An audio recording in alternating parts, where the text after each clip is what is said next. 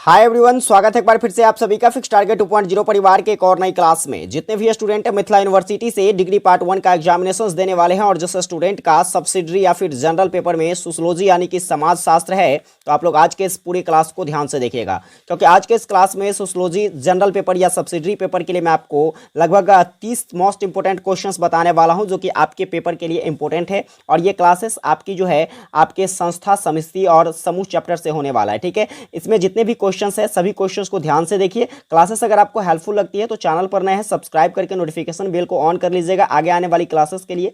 Video को एक प्यारा सा लाइक करके अपने सभी दोस्तों को ज़्यादा से ज़्यादा शेयर कीजिएगा। और इससे पहले मैंने आपको 3 क्लासेस प्रोवाइड कर दिया है। अगर आपने क्लासेस नहीं देखा है तो डिस्क्रिप्शन में लिंक है या फिर प्लेलिस्ट में जाकर उन सभी क्लासेस को अच्छे से देख लीजिए, ताकि आपको एग्जाम में काफ़ी हेल्प मिल सके। चलिए हम लोग क्वेश्चंस की तरफ बढ़ते हैं और बारी बारी से क्वेश्चंस को देखते हैं। सबसे पहले क्वेश्चंस की बात कर लिया जाए आज के इस क्लास की, तो देखिए सबसे पहला नंबर क्वेश्चंस आपका क्या कहता है।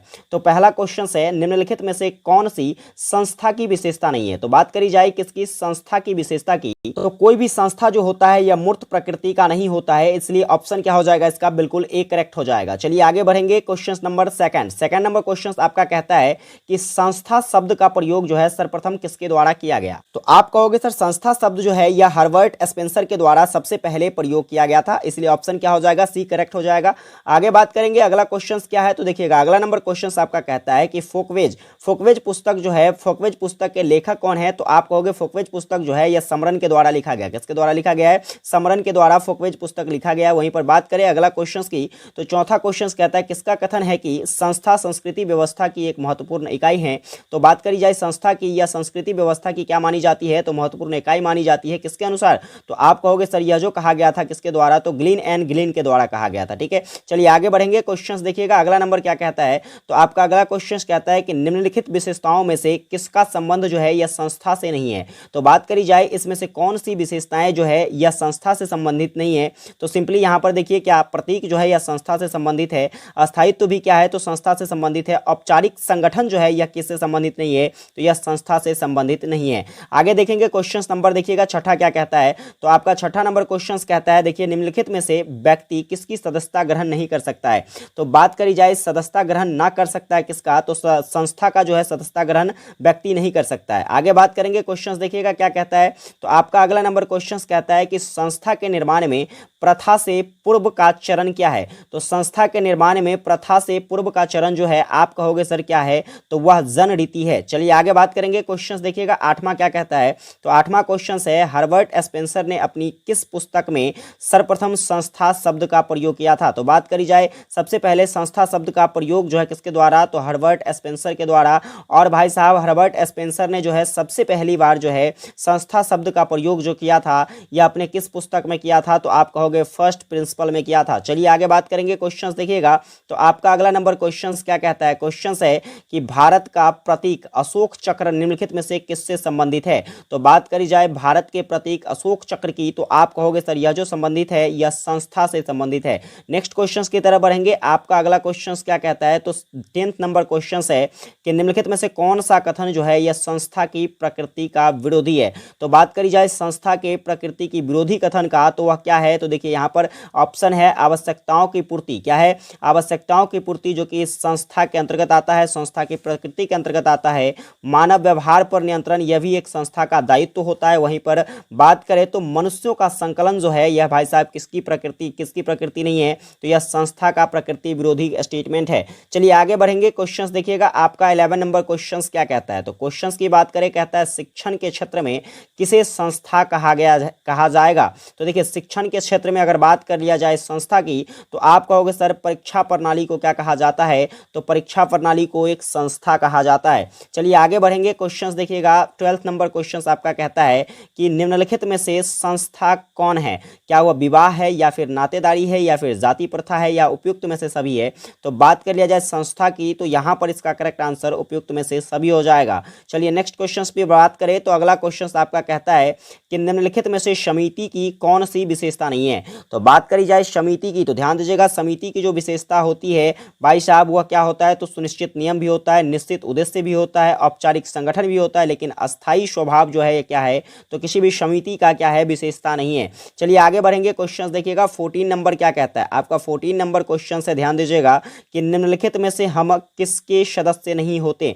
तो भाई साहब हम संस्था के सदस्य नहीं हो सकते। परिवार का तो बिल्कुल सदस्य होता ही ये लोग, समिति का भी होता है, और इसके बाद कहा जाए तो समुदाय का, ठीक है, समुदाय का भाई साहब क्या होता है, तो सदस्य होता है, लेकिन सिंपली अगर बात करी जाए तो संस्था के आप सदस्य नहीं हो सकते। आगे बात करेंगे, क्वेश्चन देखिएगा 15 नंबर क्या कहता है। क्वेश्चन है कि गांव एवं नगर जो है यह निम्नलिखित में से किसके उदाहरण माने जाते हैं? तो गांव एवं नगर की बात कर लिया जाए तो यह एक समुदाय होता है। क्या होता है? गांव और नगर जो है एक प्रकार का समुदाय होता है। आगे बढ़ेंगे, देखिएगा 16 नंबर क्वेश्चन कहता है, क्वेश्चन के निम्नलिखित उदाहरणों में से कौन सी समिति नहीं है? बात करी जाए, यह जो उदाहरण है राजनीतिक दल, पार्क में घूमने वाला लोग, सहकारी समिति और परिवार, इसमें कहता है कि कौन है जो समिति नहीं है? तो समिति नहीं है मतलब यहाँ पर देखिए समिति नहीं है, कौन हो जाएगा? पार्क में घूमने वाला लोग जो है भाई साहब यह समिति का निर्माण नहीं करती है। फिर हम लोग आगे बात करेंगे 70 नंबर क्वेश्चन देखिएगा क्या कहता है, राज्य को एक महासमिति किसके द्वारा कहा गया है? तो बात करी जाए राज्य को महासमिति जो कहा गया है तो ये भाई साहब मैकाइवर के द्वारा कहा गया। किसके द्वारा? मैकाइवर के द्वारा कहा गया कि राज्य जो है एक महासमिति है। चलिए आगे बढ़ेंगे, क्वेश्चंस देखिएगा 18 नंबर क्वेश्चंस कहता है आपका कि निम्नलिखित में से किस विशेषता का संबंध जो है ये समिति से है? समिति से संबंधित विशेषताओं की अगर बात कर लिया जाए तो सिंपली इसका करेक्ट आंसर जो हो जाएगा या हो जाएगा विशिष्ट उद्देश्य जो है या क्या है? तो भाई साहब यह जो है यह समिति का उद्देश्य है, विशेषताएं हैं। आगे बात करेंगे, क्वेश्चंस देखिएगा 19 नंबर कहता है कि ए हैंडबुक ऑफ सोशियोलॉजी पुस्तक के लेखक, स्टार लगाइए, प्रश्न पर पूछा जाने वाला प्रश्न है कि हैंडबुक ऑफ सोशियोलॉजी पुस्तक जो है भाई साहब यह किसके द्वारा लिखा गया है? तो आप कहोगे सर यह जो लिखा गया है यह किसके द्वारा? तो क्या कहते हैं अगवर्न के द्वारा, और इसके बाद क्या कहते हैं निमकॉफ के द्वारा लिखा गया है। चलिए आगे बढ़ेंगे, क्वेश्चंस क्या कहता है देखिएगा 20 नंबर क्वेश्चन है आपका। क्वेश्चंस कहता है कि फंडामेंटल ऑफ सोशियोलॉजी पुस्तक के लेखक कौन है?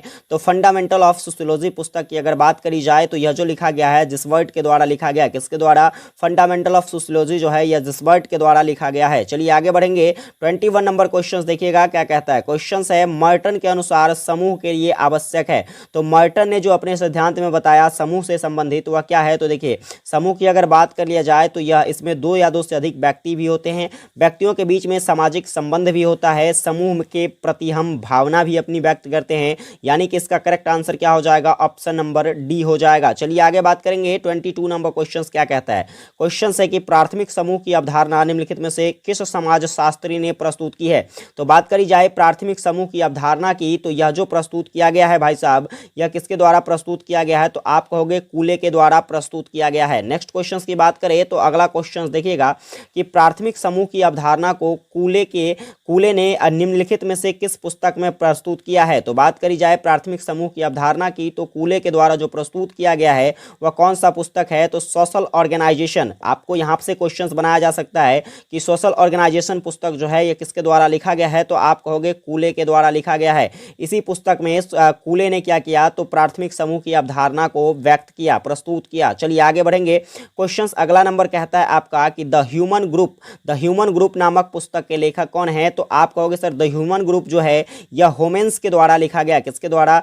होमेंस के द्वारा लिखा गया है। आगे बढ़ेंगे, क्वेश्चंस देखिएगा क्या कहता है आपका। क्वेश्चन है कि कौन सी प्राथमिक समूह की विशेषता नहीं है? बात करी जाए प्राथमिक समूह की विशेषता की तो आप कहोगे सर औपचारिक संबंध जो है यह प्राथमिक समूह की विशेषता नहीं मानी जाती है। वहीं पर बात करेंगे, देखिएगा अगला क्वेश्चन आपका कहता है कि कौन सी विशेषता द्वैतिक समूह को से संबंधित नहीं है?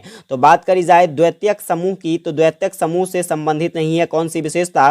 तो आप कहोगे सर यहाँ पर देखिए व्यक्ति क्या कहते हैं व्यक्तिक संबंध जो है यह द्वितीयक समूह से संबंधित नहीं है। आगे देखेंगे 27 नंबर क्वेश्चन आपका क्या कहता है कि किसके द्वारा कहा गया कि वे सभी समूह द्वैतक हैं जो प्राथमिक नहीं है? यानी कि द्वितीयक वे सभी समूह कहलाएंगे जो प्राथमिक समूह की श्रेणी में नहीं आता है। यह जो कहा गया था किसके द्वारा? तो बीरस्टीड के द्वारा, रॉबर्ट बीरस्टीड ने यह स्टेटमेंट दिया था। चलिए आगे बात करेंगे, 28 नंबर क्वेश्चन आपका कहता है कि द्वितीयक समूह को शांति जगत के नाम से किसने संबोधित किया है? तो बात करी जाए किसकी? तो द्वितीयक समूह की। किसकी बात बात करी जाए द्वितीयक समूह की, और यहाँ पर देखिए तो इसे शीत जगत के रूप में किसके द्वारा, तो लैंडिस के द्वारा जाना गया है। चलिए आगे बात करेंगे क्वेश्चंस क्या कहता है। 29 नंबर क्वेश्चंस पर अगर बात करें तो क्वेश्चंस आपका कहता है, देखिएगा क्वेश्चंस है कि संदर्भ समूह की अवधारणा का प्रयोग जो है यह सर्वप्रथम किसके द्वारा किया गया। तो बात करी जाए संदर्भ समूह की, तो यह अवधारणा जो है भाई साहब यह किसके द्वारा, तो आप कहोगे सर यह जो दिया गया है यह जॉनसन के द्वारा दिया गया है, सॉरी क्या कहते हैं, यह जो दिया गया हाइमैन के द्वारा दिया गया, किसके द्वारा, हाइमैन के द्वारा दिया गया है, इसको आप नोट कर लीजिएगा। चलिए आगे बात करेंगे क्वेश्चंस क्या कहता है। देखिएगा 30 नंबर क्वेश्चंस आपका कहता है कि शरीफ और शरीफ, ठीक है, शरीफ और शरीफ ने निम्नलिखित में से किस आधार पर समूहों का वर्गीकरण किया है। तो शरीफ और शरीफ की बात कर लिया जाए तो इन्होंने मनोवैज्ञानिक आधार पर जो है किसका वर्गीकरण किया है, तो समूहों का वर्गीकरण किया है। आगे बढ़ेंगे 31 नंबर क्वेश्चंस क्या कहता है कि किस समाज शास्त्री ने सामाजिक समूहों को वर्टिकल एंड हॉरिजॉन्टल दो भागों में विभाजित किया है। तो वह कौन सी समाज शास्त्री है, इसका नाम अगर आपको मैं बताऊं तो आप याद रखोगे मिलर ने क्या किया था। तो मिलर ने बताया कि समाज जो है, समाज शास्त्र जो है, या सॉरी सामाजिक समूह जो है भाई साहब, इसे हम कितने भागों में बांटेंगे, दो भाग में। एक तो बांटेंगे वर्टिकल, क्या बांटेंगे, एक वर्टिकल, और दूसरा जो बांटेंगे वह होगा हॉरिजॉन्टल, क्या, हॉरिजॉन्टल, ठीक है। आगे बात करेंगे, देखिएगा अगला क्वेश्चन क्या कहता है। तो आपका 32 नंबर क्वेश्चन कहता है कि सदस्यता के आधार पर सामाजिक समूहों का वर्गीकरण किस समाज शास्त्री ने किया था। तो बात करी जाए सदस्यता के आधार पर सामाजिक समूहों का वर्गीकरण किसके द्वारा किया जाता है। तो आप कहोगे सर यह गिंडिस के द्वारा भी किया जाता है, लेटर वार्ड के द्वारा भी किया जाता है, इसके बाद बेगार्ड्स के द्वारा भी किया जाता है, यानी कि ऑप्शन क्या हो जाएगा, डी बिल्कुल करेक्ट हो जाएगा।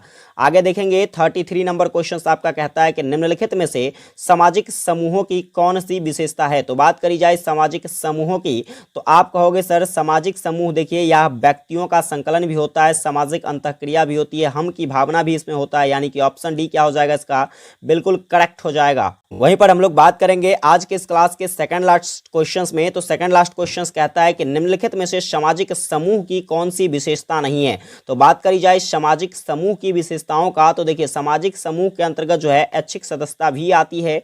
इसके बाद बात कर लिया जाए तो कार्य विभाजन का अभाव भी हो सकता है, ठीक है। वहीं पर बात कर लिया जाए हितों की समानता, हितों की समानता की अगर बात कर लिया जाए तो यह सामाजिक समूह की विशेषता नहीं मानी जाती है, यानी कि ऑप्शन सी क्या हो जाएगा, इसका बिल्कुल करेक्ट हो जाएगा। और चलिए हम आखिरी क्वेश्चंस की तरफ बढ़ेंगे। एक बार फटाफट से आप लोग अपने सभी दोस्तों को शेयर कर दीजिए। देखिए क्वेश्चंस कहता है कि अंतः समूह शब्द का प्रयोग जो है सर्वप्रथम किस समाज शास्त्री ने किया था। अंतः समूह की अगर बात कर लिया जाए तो यह जो स्टेटमेंट है भाई साहब, यह जो शब्द है सबसे पहले समरन के द्वारा जो है इसका प्रयोग किया गया था। तो आज के इस क्लास में आपने 35 क्वेश्चंस देखा जो कि आपके एग्जाम के पॉइंट ऑफ व्यू से बेहद ही इंपॉर्टेंट है।